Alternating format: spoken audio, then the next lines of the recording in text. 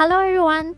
Welcome to another episode of my video. In my previous video, we journeyed to the east with Vela Bay in Bayshore. Today, we are going to the west with Tengah Garden Residences.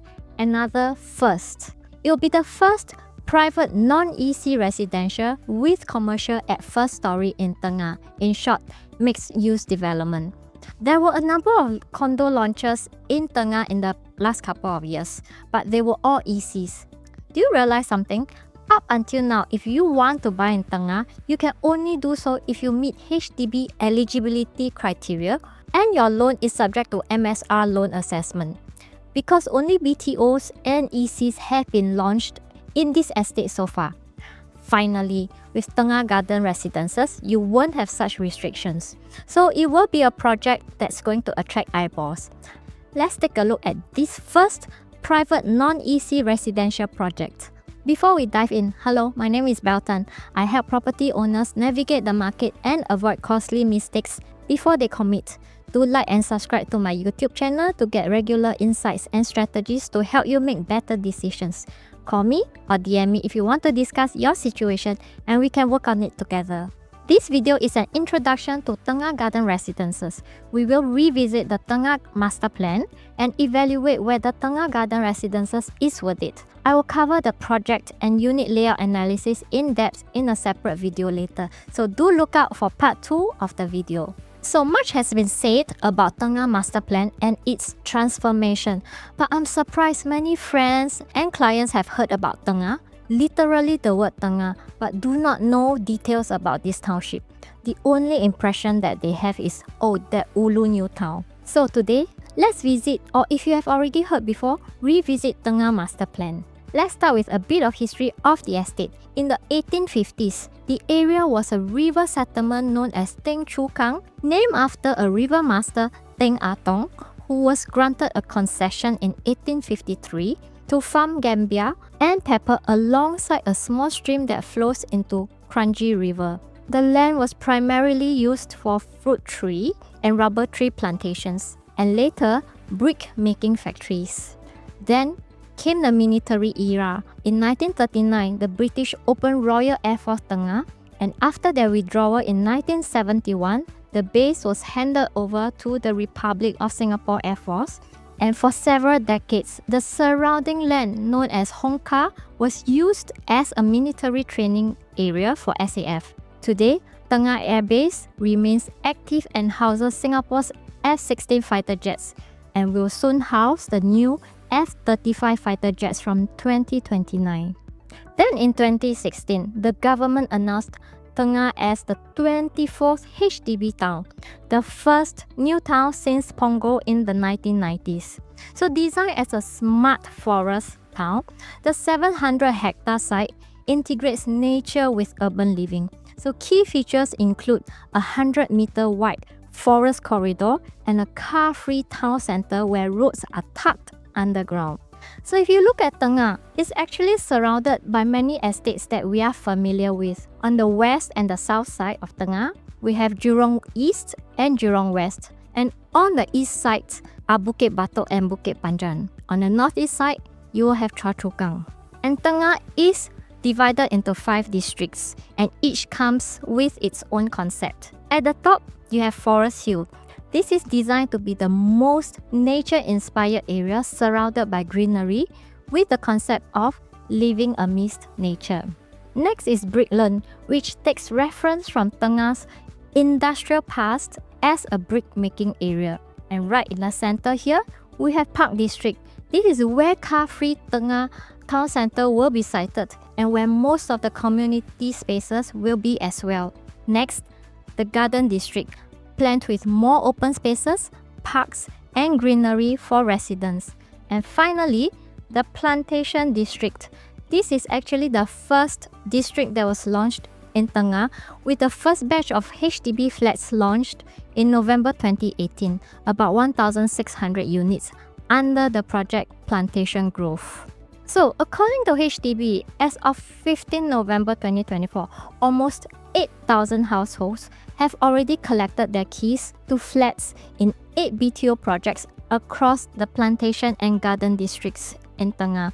So given that the first batch of these BTOs have an estimated TOP around 2023, the minimum occupation period will likely be reached around 2028. So when it's fully completed, Tengah is estimated to provide 42,000 new homes, comprising approximately 30,000 public housing and 12,000 private homes. While it's exciting to know how Tengah will evolve, we should also know what's happening around it. Right besides Tengah, we have Jurong Innovation District. This is planned as a key hub for advanced manufacturing and technology, working closely with Nanyang Technological University. And not far, we have Jurong Lake District, which the government plans to develop into Singapore's second CBD. So if we look at the bigger picture, Tengah is not just a new town on its own. It's a town built to support the future growth and transformation of the West region. In order to support all this growth and transformation, one of the biggest catalysts for Tengah is the upcoming Jurong Region Line, Singapore's 7th MRT line, designed specifically to serve the West. So when fully operational around 2029, it will have 24 km with 25 stations, fully elevated MRT line that will connect Tengah to key areas like Jurong East, NTU, and the Jurong Lake District. So Tengah will have multiple stations along this line: Tengah, Tengah Plantation, Tengah Park. So different parts of Tengah will have relatively convenient access to the MRT. More importantly, the line transforms Tengah from an isolated Ulu location into a fully connected town. That's not the end. Beyond the Jurong Region Line, there are plans for a Tengah line in the future, which could connect Tengah to areas like Bukit Batok, Queensway, and Bukit Merah. Though it will happen only from 2040s, slowly but surely, accessibility to Tengah will become even better over time, just like how Punggol was developed over time. So, enough of the master plan. I think you have a very good idea by now. Let's move on to the property prices in Tengah and evaluate whether this new Tengah Garden Residences is a value buy that you should consider. So this is a first private mixed-use development residential plot in Tengah. The winning bid was 821 PSF PPR, won by Hong Leong Led Consortium. We look at the first 3 EC land costs awarded in Tengah so far: Copen Grand 603 PSF PPR, Octo Place 701, and Novo Place 703. So Tengah Garden is just 17% higher than Novo Place EC. Is this a normal price gap between EC and private condo? We do a quick comparison with Tampines and Woodlands. What I'm comparing here is a land cost gap between ECs and nearby private projects based on recent launches. So in Tampines, the latest EC is Revel, and we are comparing it against a nearby mixed-use private development, Pioneer Residences. Here, the land cost gap is about 31%. Then, in Woodlands, the latest EC awarded cost 794 PSF PPR, and Norwood Grand, the latest private project, was bidded around 904 PSF PPR. So this gives us a gap of about 14%.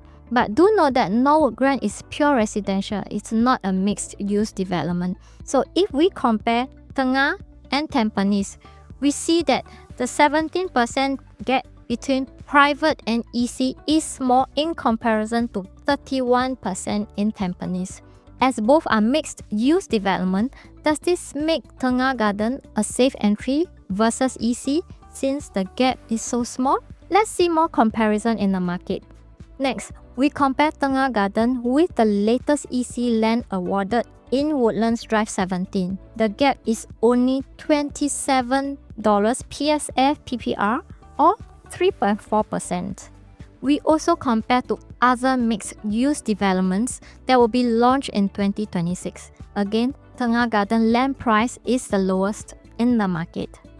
If that's not enough, we do an even more extensive comparison to the new launches in 2026. in OCR, we see that again, Tengah Garden is the lowest priced private launches in the market.